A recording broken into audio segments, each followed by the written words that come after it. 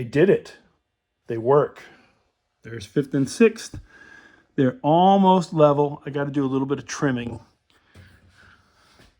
This is 5th.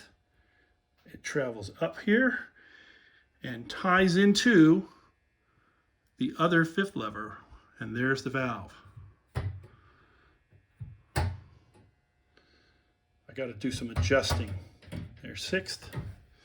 The problem is, for whatever reason, 6th, even though it rotates the same amount, has a lot longer throw, and I suspect it's because of that angle right there on the short arm is making it have to travel farther.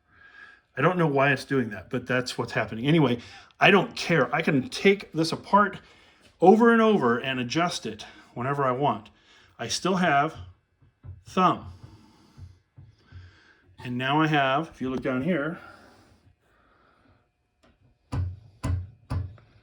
that's the thumb operating that. If I operate this myself, that moves. All that's tied together nicely.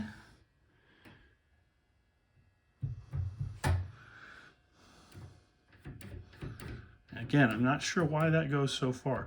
And the action on that still kind of sucks. I have some things to figure out. But I have a functional 6-valve tuba and a functional 5-valve tuba, if I want to go that way. And I also fixed my second slide. Let me scoop my chair up here and sit down. The second slide pull ring was too small for my fat hand to find when I'm playing. So I took a thumb ring from an old St. Pete that I really like. That's a nice ring. Shaved down the threads, made a ferrule. Let me, again with the focus.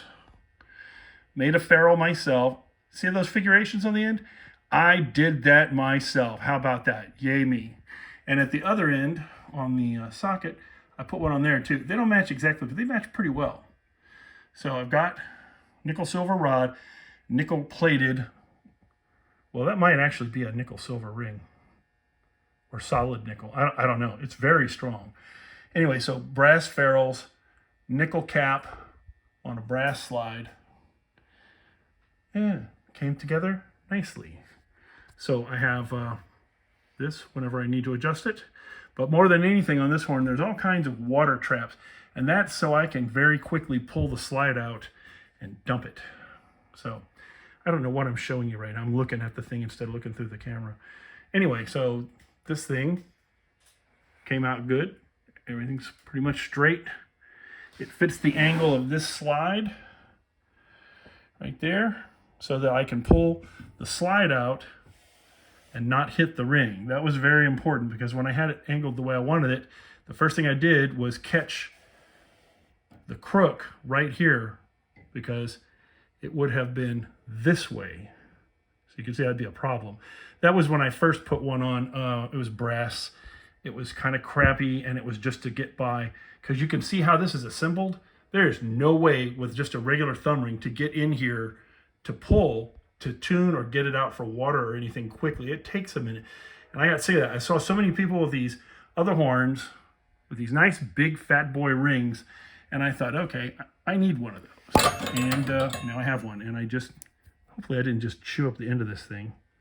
Let's see, no. And I cut this shorter. I cut off 10 millimeters. So I'll be able to push in on E natural. Let me get this. Doopy doopy doopy doo. Just screwing around. I got grease on there I got to clean up. All right. Hey, I put it in backwards and it's still straight. Oh, wow. How about that? I did it right. It's straight on more than one plane. Congratulations, Wade. So once again, I got a functioning 6th valve and I got a functioning 5th valve with a lever for right thumb and left index finger. It works. We got that guy right there and we got this guy right there. So I just have to figure out, I got to trim off a little bit of that. I cut the threads a little too deep.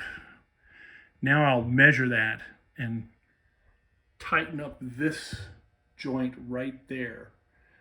And that'll pull it up some. I could actually probably take the little jam nut out and that would sink it up just enough. But that bothers me, so I'll fix it.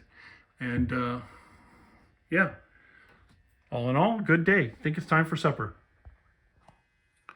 Adios.